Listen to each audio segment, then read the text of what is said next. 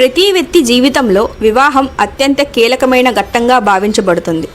నా పెళ్లి ఎప్పుడు జరుగుతుంది, జీవిత భాగ్యస్వామి ఎలా ఉంటారు, వివాహం ఆలస్యం కావటానికి కారణాలు ఏమిటి వంటి ప్రశ్నలు చాలామందిలో సహజంగానే ఉత్పన్నమవుతాయి. ఈ ప్రశ్నలకు సమాధానం తెలుసుకోవటానికి కొందరు జ్యోతిష్య శాస్త్రాన్ని ఆశ్రయిస్తే మరికొందరు సంఖ్యాశాస్త్రాన్ని నమ్ముతారు. జ్యోతిష్య శాస్త్రం ప్రకారం వ్యక్తి పుట్టిన తేదీ, పుట్టిన సమయం, పుట్టిన ప్రదేశం ఆధారంగా రూపొందించే జాతకాన్ని విశ్లేషించడం ద్వారా వివాహానికి సంబంధించిన కొన్ని సంకేతాలను తెలుసుకోవచ్చని చాలామంది నమ్ముతారు. అదేవిధంగా సంఖ్యాశాస్త్రంలో పుట్టిన తేదీలోని అంకెలు, వాటి మొత్తం ద్వారా వచ్చే మూల సంఖ్య ఆధారంగా వ్యక్తి యొక్క స్వభావం, జీవితంలో జరిగే ముఖ్యమైన సంఘటనలు, వివాహానికి సంబంధించిన అవకాశాలపై అంచనాలనేవి వేస్తూ ఉంటారు.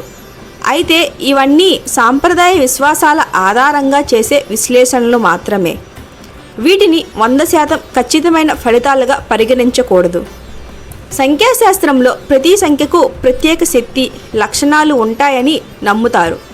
కొన్ని సంఖ్యలు కలిగిన వ్యక్తులు తక్కువ వయస్సులోనే వివాహం చేసుకునే అవకాశాలు ఉన్నాయని, మరికొన్ని సంఖ్యలు ఉన్నవారికి వృత్తి, విద్య, ఆర్థిక స్థిరత్వం లేదా కుటుంబ బాధ్యతల కారణంగా వివాహం ఆలస్యం కావచ్చని చెబుతారు. అయితే ఇది కేవలం సాధారణ ధోరణి మాత్రమే. వ్యక్తిగత జీవిత పరిస్థితులు దీనిని అస్సలు ప్రభావితమైతే చేస్తాయి. జ్యోతిష్య శాస్త్రంలో వివాహానికి సంబంధించిన విశ్లేషణలో ప్రధానంగా జాతకంలోని 7వ ఇంటిని, దాని అధిపతి శుక్రుడు, గురుడు, చంద్రుడు వంటి గ్రహాల స్థితిని పరిశీలిస్తారు. అలాగే ప్రస్తుత దశ, అంతర్దశ, గోచారం, నక్షత్రం, మంగళదోషం వంటి అంశాలను కూడా పరిగణలోకి తీసుకుంటారు. ఈ గ్రహాలు అనుకూలంగా ఉన్నప్పుడే వివాహ అవకాశాలు త్వరగా రావచ్చని, ప్రతికూల యోగాలు ఉంటే కొంతకాలం ఆలస్యం సంభవించవచ్చని జ్యోతిష్య సాంప్రదాయం ప్రకారం అయితే చెబుతుంది. అయితే ఒకే అంశాన్ని చూసి నిర్ణయం తీసుకోరు. మొత్తం జాతకాన్ని సమగ్రంగా విశ్లేషించిన తర్వాతే అభిప్రాయాన్ని వ్యక్తం చేస్తూ ఉంటారు. నిపుణుల అభిప్రాయం ప్రకారం కేవలం పుట్టిన తేదీ ఆధారంగా వివాహ సంవత్సరం లేదా తేదీని ఖచ్చితంగా చెప్పడం సాధ్యం కాదు. ప్రతి వ్యక్తి జీవితం భిన్నంగా ఉంటుంది. అంతేకాదు, నేటి కాలంలో వివాహాన్ని ప్రభావితం చేసే అంశాలు జ్యోతిష్యంలో మాత్రమే పరిమితం కావు.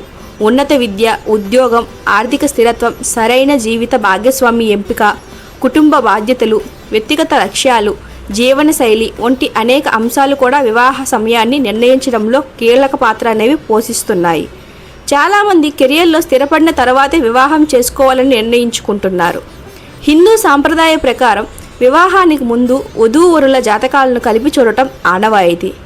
దీని ద్వారా వైవాహిక అనుకూలత, ఆరోగ్యం, ఆర్థిక స్థిరత్వం, కుటుంబ జీవితం, సంతాన యోగం వంటి అంశాలపై ఒక అంచనా వేయడానికి ప్రయత్నిస్తున్నారు. సంఖ్యాశాస్త్రం, జ్యోతిష్యాన్ని కలిపి విశ్లేషించినప్పటికీ ఫలితాలు పూర్తి హామీ ఉందని చాలామంది నిపుణులు అయితే స్పష్టం చేస్తున్నారు. కొన్ని సాంప్రదాయ విశ్వాసాల ప్రకారం వివాహంలో ఆలస్యం లేదా ఆటంకులు ఎదురైతే కొన్ని ఆధ్యాత్మిక పరిహారాలను సూచిస్తారు. నిర్దిష్ట దేవతలను ఆరాధించడం, మంత్రజపం, ఉపవాసం, ధ్యానం, దేవాలయ దర్శనం లేదా గ్రహశాంతి వంటి పరిహారాలు వాటిలో ఉన్నాయి. ఇలాంటి ఆచారాలు మానసిక ప్రశాంతత, ఆత్మవిశ్వాసం, సానుకూల దృక్పథాన్ని పెంచడంలో కొందరికి సహాయపడవచ్చు. అయితే వీటి ఫలితాల శాస్త్రీయంగా నిరూపించబడినవి అని చెప్పలేము. అందువల్ల వీటిని విశ్వాసానికి సంబంధించిన అంశాలుగానే చూడాలి. చివరిగా పుట్టిన తేదీ, సంఖ్యాశాస్త్రం, జ్యోతిషం ఆధారంగా వివాహానికి సంబంధించిన కొన్ని అవకాశాలు లేదా ధోరణులను అంచనా వేయవచ్చని సాంప్రదాయ విశ్వాసాలు అయితే చెబుతూ ఉన్నాయి. అయితే విద్య, ఉద్యోగం, ఆరోగ్యం, కుటుంబ పరిస్థితులు, వ్యక్తిగత నిర్ణయాలు, పరస్పర అవగాహన, గౌరవం, నమ్మకం, బాధ్యత వంటి అంశాలే విజయవంతమైన వైవాహిక జీవితానికి నిజమైన పునాదులు. అందువల్ల జ్యోతిష్యం లేదా సంఖ్యాశాస్త్రం ద్వారా లభించే సూచనలను ఒక మార్గదర్శకంగా మాత్రమే పరిగణించాలి. జీవితానికి సంబంధించిన ముఖ్యమైన నిర్ణయాలు తీసుకునేటప్పుడు వాస్తవ పరిస్థితులు, పరస్పర అవగాహన, కుటుంబ సభ్యుల సలహా